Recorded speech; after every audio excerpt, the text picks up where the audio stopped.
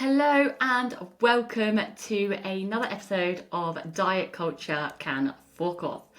Today I'm going to talk a little bit about a subject that comes up quite often, but I think a lot of people, or I believe a lot of people don't really know what it's about, and it's about identity. Because I often get asked, like, if I was a confident person, like if I've always been confident. Sometimes people ask me, like, what sports I used to be into, like at school, or if I like the gym. And I do think this is a really good opportunity to talk about this identity and actually how it affects us through going through different eras, different chapters of our lives, which we do. And I know I touched on this slightly in a past episode, but I want to talk about it in a bit more depth. So first of all, let's go back to those first questions. Like, was I always confident? No, absolutely not. I was incredibly shy. Like, I couldn't look people in the eye shy. I used to look around, like looking at the ground, hunched over. I used to dress to blend in, like to really sink into the background. And this is probably due to me feeling like a misfit and not really fitting in. Like, I didn't want to draw unnecessary attention to myself. So yeah, that's how I used to be. Just I guess like I try to describe how I felt back then, but it's more like drawing myself in. Like, I just didn't want to exist, if that makes sense. In some respects, like I said, I struggled with my mental health a lot back then. So it was just, I didn't want people to notice me. I did not want people to draw attention to me, because when people did speak to me, or I had to answer a question in like a group of people in class back at school, I would go bright red. Absolutely bright red. My heart would like be pounding. I'd feel like shaky. I'd stutter my words. That is past Becky. That's how I was at school. So yeah, not confident whatsoever, not at all. And if you told her today that I'd be, showing up on social medias, doing videos, like doing podcasts, I'd be like, no way.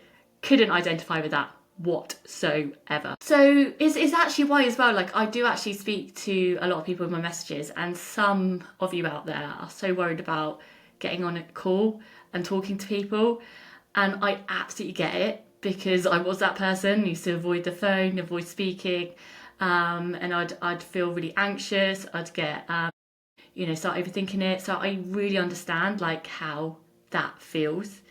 And that's why I send a lot of voice notes to people as well that are feeling in that way, to try and ease, because when it can stop people from moving forwards in their own health journeys or own fitness journeys, because you're too scared to speak to people. The way we coach is phone calls and video calls are part of our coaching. It's how we get those incredible results, because I'm a big believer in that we need to speak about things, we need to talk about things. But I absolutely get it. But I also get the power of breaking that first step and taking that first step.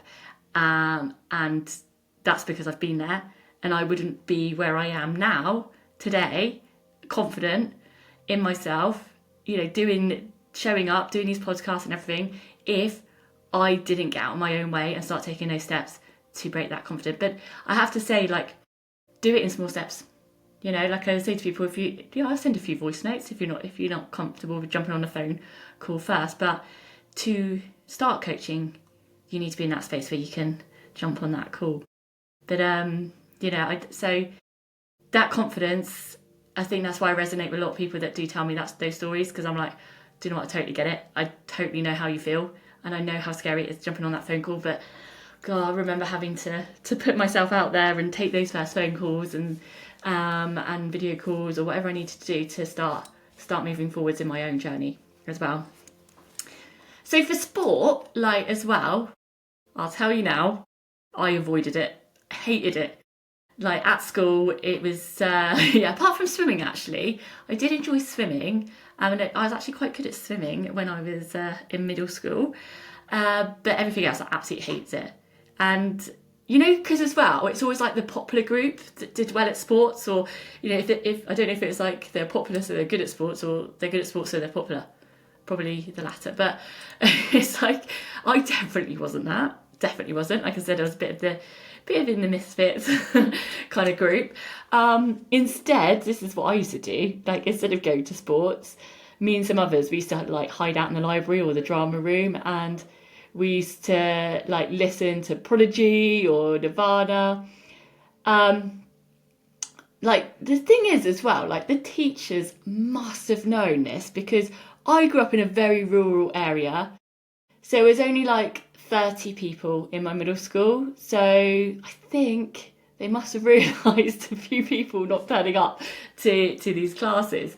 But I think they just didn't care at this point. I think they'd just given up any hope of us ever, being sporty and participating. As well as that, when we did have to do it, like cross country, oh my God, I hated running.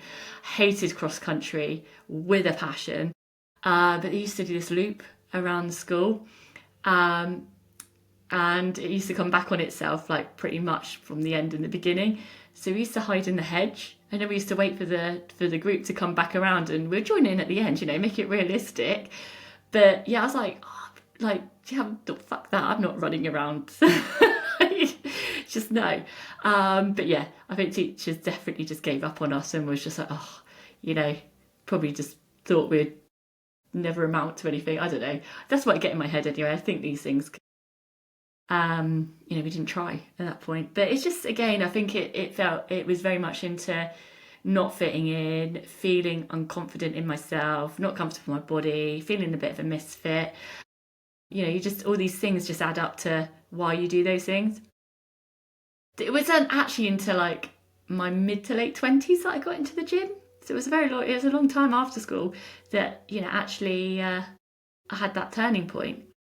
My dreams were actually, like at this age, from a very young age, was to work in fashion. And that became a part of my identity as well. So I was that awkward, shy kid growing up in the middle of Exmoor, which is a farming community, who had dreams of working in fashion. No wonder I didn't fit in.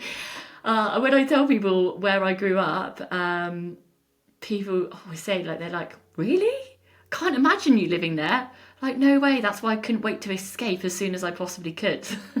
And, people actually did laugh at me, especially at school, when I said that, when you have those career days, and I said I wanted to work in fashion, they did laugh at me. But as well, I think that actually drove me on a bit more. I'm one of those people that's like, okay, if you're going to laugh at me and tell me that I can't do it, I'm going to fucking prove you wrong. But even though I was really, really shy and unconfident, I still like lit a fire in my belly, I think, to really progress with that. But yeah, so there you go. That's why I didn't fit in. Grew up in the middle of Exmoor, farming community. I could no way live there now. I live pretty close. I live back in Somerset, but I live in a town now after living in London for so many years. No way can I live that far out in the countryside now. It just brings me dread. Like, especially I think because I struggled with those things and my mental well-being and my mental health. I notice when I go back to those places, I do struggle. Probably because it brings up a lot of past stuff for me. But anyway, that was my identity back then. I'm like going off a little bit, but you can see that I have actually had a lot of lots of identities over the years, like from a shy girl to the girl that wanted to work in fashion, to the non-sporty girl, to the gym girl, to the chasing the thin ideal, to being my new unique self where I'm at now. Like, I wasn't confident, I was shy, I worked in fashion, I did work in fashion, but these are different identities that I've held over the year. And I think that's what's the most important thing, is because some people don't feel like they can change. They feel like, this is the way I am, this is how I'm stuck, this is just how it'll be, doesn't matter if I'm miserable, doesn't matter if I'm unhappy, I can't change. But it doesn't mean you can't. Sometimes you're holding on to an old identity because you're scared to change and let go. Like, I speak a lot to lots of people in the messages, and by the way, I do that all myself, so it's actually me who's speaking to, no bots or anything like that. That's why it takes me a while to reply sometimes.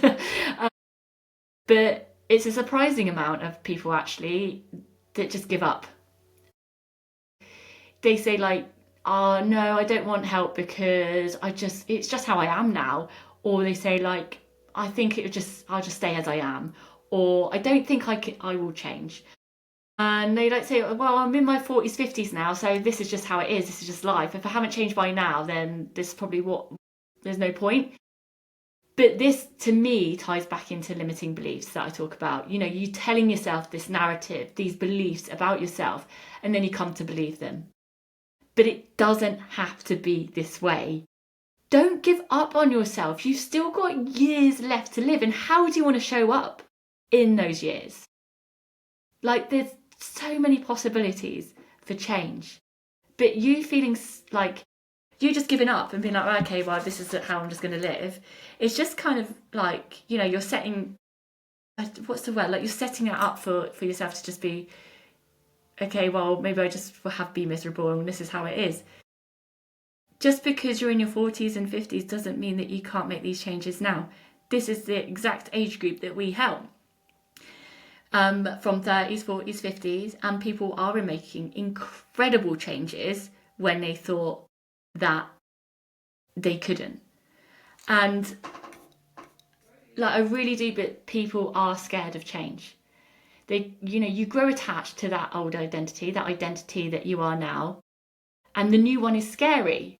Sometimes you can't visualize what that looks like, what it means, like what to do to get there.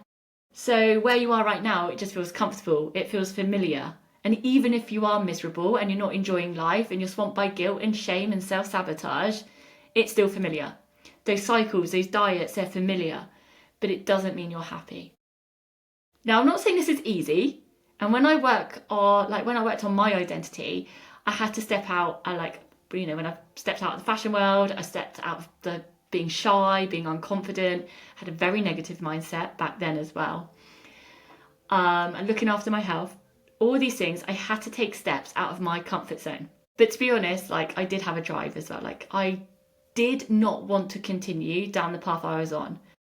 Life is for living, and I really had to change my mindset around that because, like I said, I was shy, I was unconfident, I had a negative mindset. So if I can I'm living proof that you can do this. Not only as our clients come from very similar backgrounds and you see their stories, you see what we do, but I was in that mindset, I just had enough. And I just was like, I want to not feel guilty and shame and stress about how I look and food anymore. I want to live. And why would I continue on this path of feeling miserable and having a pity party every time I did ate something wrong, or comparing myself? It's just exhausting, isn't it? It's just terribly exhausting. And so you do not have to stay stuck. I believe that people forget that they have a choice. You choose to stay stuck. I know that might sound harsh, but it is a choice. You're choosing not to make changes. You're choosing to stay where you are because maybe it is more comfortable, maybe it is familiar. But there is another side. You can choose to explore opportunities. You can choose to explore what other options are out there, what you can change. Like I would say, you can't my first episode, you can't out diet a poor relationship with food, and you can't out exercise a poor relationship with your body. If the diet and exercise are not the only options. There's other opportunities to change the way you believe in yourself. And that is definitely 100% through mindset coaching, which is why it's such a big part of our coaching. Because yes, we help with food, yes, we help with exercise, but the biggest part of what we do is mindset, because this is the part that's been missing for a lot of people. It's a missing link. I will 100% say, hands down, when Emma and I work on identity and challenging old identities with our clients, this is where we have some of our biggest breakthroughs. It's an incredibly powerful part of our coaching. What we do is we help you question this identity, what you're holding on to. Why are you scared of moving forward? And then we get you to visualize and create this new identity that you want to step into. What does that look like? What does that feel like? Get excited about it. And we talk a lot about I can't say it now.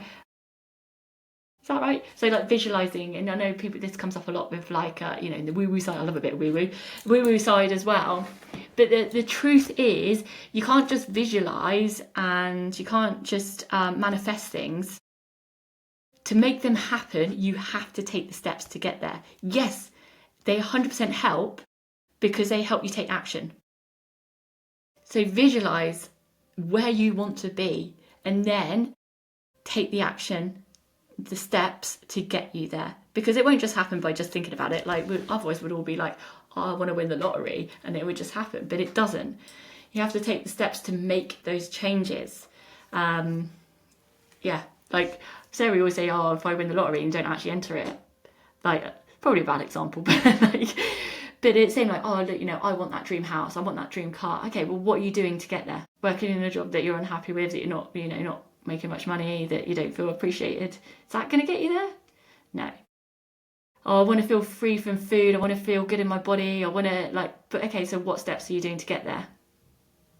I'm just doing the things that I've always done. But has that helped? Are you still feeling stuck? Are you still feeling unhappy in your body? Then maybe it's time to explore a different opportunity, different way of thinking about things, different way of doing things.